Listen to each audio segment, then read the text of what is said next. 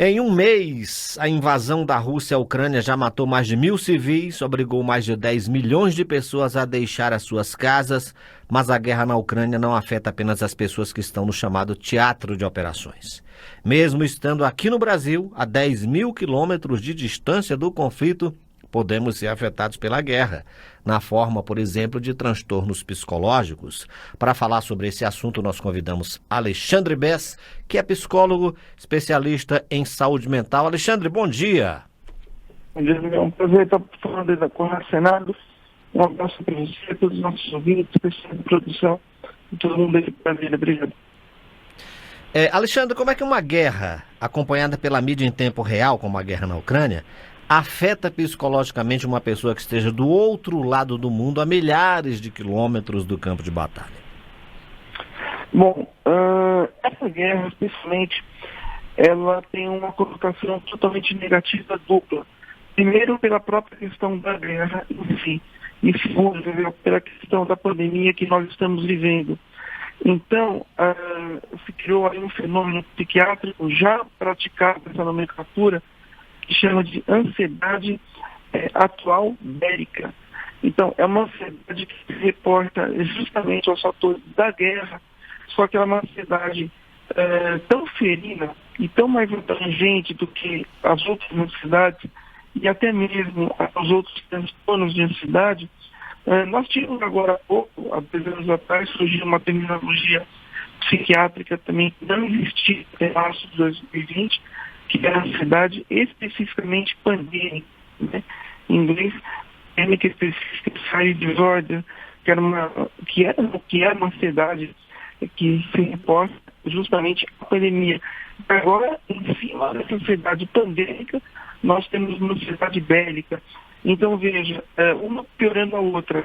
Em relação à guerra, as incertezas são maiores do que a pandemia, porque a pandemia você tem uma vacina, você tem como ali driblar os efeitos do vírus, né? A grande maioria das pessoas que se protegem e se cuidam.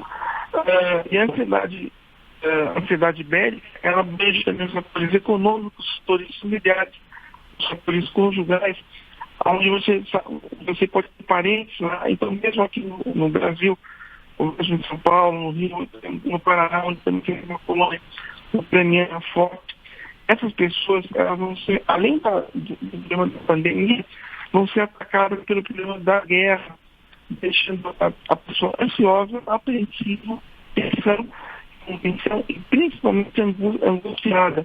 Lembrando, para quem não sabe, que angústia é a versão física da ansiedade. Então, acabando de tocar na forma de ar. Então, esses são os maiores ali, as maiores sintomatologias físicas, fisiológicas, né?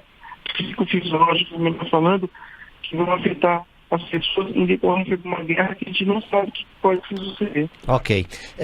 Alexandre, eu vou pedir para a produção refazer a ligação. Não está muito bom o nosso áudio. Tá? Tá certo? Estou conversando com o Alexandre Bess. Ele é psicólogo, especialista em saúde mental, falando com a gente aqui sobre os transtornos que as pessoas que mesmo que não estão lá na Ucrânia, também acabam sofrendo psicologicamente por conta da guerra. Transtornos psicológicos provocados pela guerra para pessoas que estão a muitos quilômetros de distância lá de onde está acontecendo a guerra. O Alexandre é psicólogo, especialista em saúde mental, e ele falava exatamente que isso acontece por diversos motivos, e um deles é exatamente essa questão de pessoas que de uma forma ou de outra estão ligadas a pessoas que estão lá na Ucrânia. Isso acontece principalmente com pessoas que têm famílias lá na Ucrânia e que no momento de dificuldade, de guerra, eles têm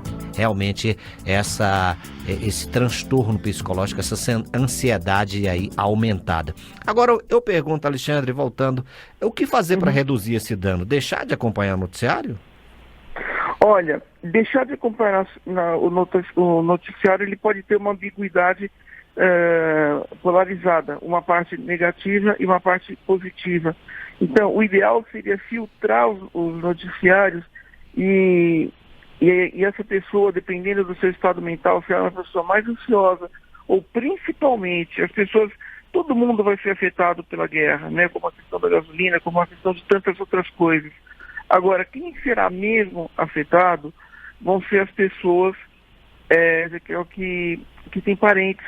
Então, para essas pessoas, é importante dar uma filtrada nos noticiários assistidos para que a sua atenção e para que a sua ansiedade não realmente não extrapole. Porque o grande problema dessa guerra é quem a originou, que é o ditador. A gente está falando de um cara que tem uma personalidade completamente instável, um cara que tem uma personalidade agressiva, que como a gente chama em psiquiatria, um cara que tem uma personalidade contrafobia, né? É o cara que vive na fobia. Então, é aquele cara que não tem medo de elevador. Para você entender, por exemplo, você pega uma pessoa que é claustrofóbica, essa pessoa não vai entrar no elevador, ela vai subir de escada. Agora, se você tem um cara que é contrafóbico, ele vai ter o prazer de subir no elevador, mesmo tendo medo de subir no elevador, e ele não pode se sentir acuado, que é capaz dele explodir o elevador. Então, essa é a personalidade do Putin. Então, isso é muito complicado, que é uma personalidade muito instável e é um sujeito nada organizado. Então, ele vive em função de um delírio, né? Ele vive em função ali de uma magnitude imperial que não existe mais o Império Russo, nem Império Russo czarista, nem Império Russo comunista. Então, ele veio da KGB. Então, é um cara que faz parte daquelas pessoas que não aceitaram o fim da União Soviética em 91, né? Então, esse que é muito problema. Então, a gente tem um ditador ali, extremamente radical, né? Onde ninguém sabe o que ele pode acontecer. E é essa personalidade do Putin que deixa as pessoas mais instáveis, que estão realmente, as pessoas estão perdendo as suas coisas, deixando tudo para trás, e os seus parentes sofrendo. O que fazer, além de filtrar as notícias, é tentar ali, a pessoa não pensar muito no conflito, estabelecer talvez 1 ou 2 horários por dia para tentar com algum tipo de comunicação com seus parentes que estejam lá. Um ansiolítico pode ajudar para as pessoas que têm mais problemas de ansiedade, uma ansiedade mais severa, e aquelas pessoas que têm algum problema físico, alguma cardiopatia ou alguma outra coisa assim nesse sentido, que possam ali estar munidas das suas medicações para que não tenham nenhum tipo de síncope cardiológica, para que não tenham nenhum tipo de surto ou neurótico, e com razão, evidentemente, porque você deve ter algum parente lá, então você vai sofrer. Então, assim, atividades paralelas como academia, como ginástica, como atividades ocupacionais podem ser úteis. Agora, quando envolve parentes, e não só apenas conterrâneos, mas quando envolve parentes, o grau de ansiedade e o grau de sofrimento é maior. Então, estar monitorando esse sofrimento e essa apreensão toda, eu acho que se faz interessante para ver quais são as medidas que podem ser tomadas, lembrando que essas medidas vão ser individuais, né? O interessante é que essa guerra, o mais interessante é que essa guerra poderia acabar o mais rápido possível. Acabando essa guerra, a ansiedade bélica acaba, né? Porque esse tipo de ansiedade é uma ansiedade muito cruel.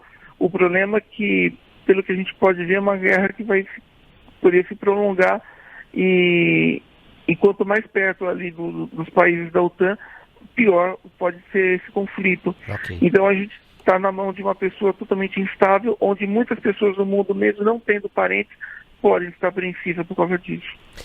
Alexandre, muito obrigado pelas suas informações e a sua entrevista aqui ao Conexão. Bom dia, amigo. Um abraço a você e todo o pessoal da Rádio Senado. Obrigado.